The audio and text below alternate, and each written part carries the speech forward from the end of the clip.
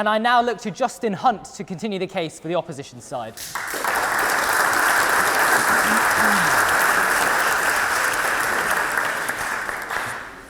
Friends, Romans, countrymen, lend me your eardrums. It was a beautiful day up in the neighborhood. That has nothing to do with what I'm about to talk about for the next 10 minutes.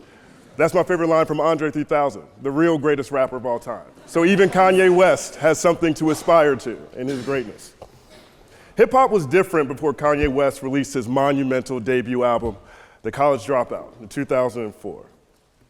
Rap's glorious diversity had been swallowed and repackaged as a monolithic behemoth representing little more than excess and bullet wounds and oversized white t-shirts. At least that's how it looked on radio and television. My opposition seems to believe everything is wrong with gangster rap. I vehemently disagree. So when the dauntless college dropout showed up rocking a blazer and a backpack and made countless hits rhyming about common man experiences, for millions unaware of internet options, hip-hop was all-inclusive again. He represented a vast sea change in what was necessary to be a world-renowned MC. Humanity loves a rise against all odds narrative, and Yeezy delivered like Amazon Prime. Early Kanye West was a person, he wasn't a caricature. He was visibly flawed, truly original, arguably overconfident, not one to mimic his contemporaries. He never portrayed himself as invulnerable or bulletproof. Like other superstars of that era, there was a radiance attached to his relatability.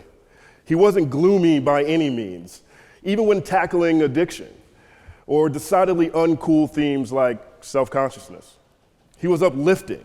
He made a song about being a champion. He'd write an ode about falling in love with his hometown of Chicago where he moved when he was 3 years old. It wasn't his birthplace. Most people don't know that. He was actually born in Atlanta.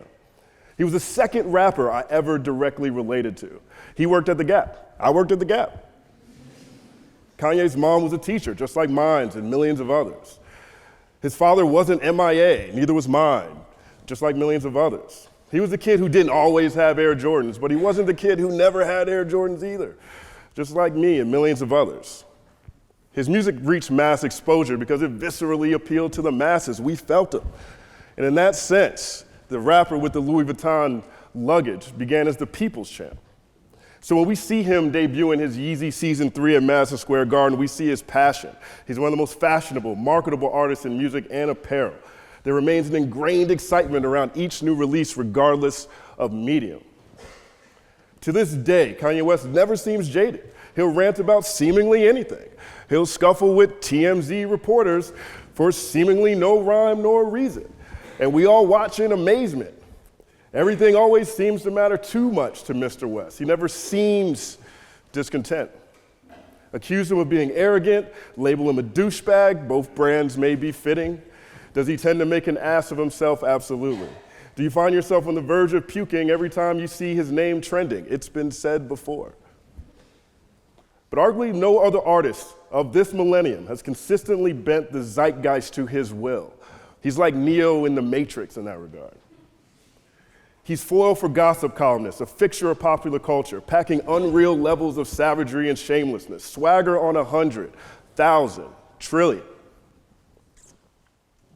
Alas, we all live in our pop cultural ivory tower, a selfie generation reveling in our selfie sensibilities. We see little to no relevance in the snap we just sent 17 seconds ago, let alone the work of a literary titan blessed us with over 4 centuries ago. I get it. I assume all this is at least part of the reason why the House is entertaining this concept that Kanye West is more relevant than Shakespeare. All kinds of words have been dedicated to say all kinds of things about Mr. Kanye West. I just used 37 different words and phrases created by William Shakespeare in my opening segment here. And as the good gentleman Big Nasty might say, most people, they don't know. I don't know if you guys heard that song. I love that one. BDL, Coming to America. Call him Mr. McDowell. Look at him now. You're right. Oh, he's trying to bar with the witness. But here's what's interesting, right? Can we play that game in reverse? How many Kanye-isms can we use to describe Shakespeare? Cray works. I'll give you cray. Billions of people lean on Shakespearean language every single day to this day. And that's the beauty of the bard. His work surrounds us all the time. It's like oxygen. Well, let's do the math. Let's break it down. Shakespeare, 37 plays, 154 sonnets, 4 poems, incredibly prolific. We mentioned this, credited with over 1,600 words and phrases. 1 in 10 common phrases come from the work of the bard. Shakespeare remains America's most widely produced playwright. Performed in theaters, on film, in schools, at festivals, and read in millions of homes across the country. And that's in America. That's according to the National Endowments of the Arts. According to BritishCouncil.org, Shakespeare has been translated into over 100 languages, including Klingon, which is really, really weird. It's awesome, but it's really, really weird, you know? But the planet Uranus has 27 moons, 25 of which are named after Shakespearean characters. So I guess Klingon kind of makes sense. Shakespeare went interplanetary. This is one of my favorites. There have been at least 23 different TED Talks dedicated to Shakespeare, his life, his times, his works. My favorite was called TEDx San Quentin. San Quentin is a federal prison in San Francisco, California. The Marin Shakespeare Company has offered weekly Shakespeare classes at San Quentin for the past 14 years, just about as long as Kanye West, his entire solo career. Through the bard, the inmates learn to connect to timeless themes of his plays on their own lives. The stories inspired by Hamlet touch on revenge, suicide, forgiveness for murder, abandonment by mothers, and conscience, among other themes. They're moving testaments to the power of Shakespeare's inspiration. Here's what Nat Collins, he's an inmate at San Quentin, here's what he said. He said he joined the Shakespeare Company many years ago for many reasons. However, I never thought that this class would teach me how to be vulnerable, connect me with my feelings and deep emotions. Character development is important to acting and adulthood. So as I continue to develop as an actor and as a person of integrity, accountability, and responsibility, traits that will be around long after this show is over, through Shakespeare, I find healing. Kanye West more relevant than Shakespeare? Tell that to the inmates at San Quentin. President Trump had a Shakespearean moment this week. He did an interview on Face the Nation. He was questioned about his claims that Obama administration wiretapped him. CBS's John Dickerson asked him if he stands by calling Obama a bad and sick guy. Trump said, I stand by nothing. That might as well be a scene from The Tempest. Oh, brave new world with such people in it. Gloucester got it correct. We're now in the winter of our discontent. Still, the Great Recession was 10 years ago. We're marching for Trump. We're marching against Trump. We're marching for Black Lives Matter. We're marching for women. We're marching for science. We're marching for a housing crisis. We've been marching for a decade. We're still in the winter of our discontent. Shakespeare wrote that 400 years ago.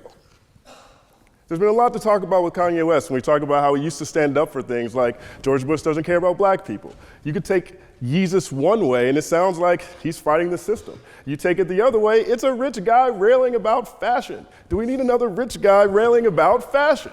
We can listen to Pablo and we can think about, you take the life of Pablo. I love to think of the life of Pablo as Kanye West returns. But if you listen to that album, really, it sounds like Kanye West really trying to find Kanye West. It even has a song called I Miss the Old Kanye West. I thought he was talking to us. Now I think he's kind of talking to himself. Point is this.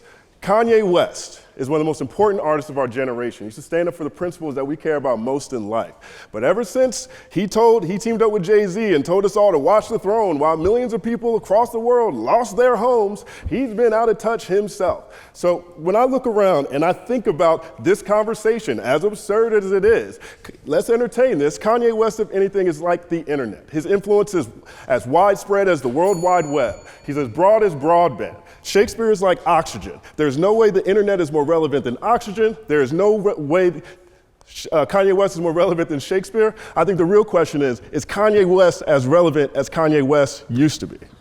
Thank you.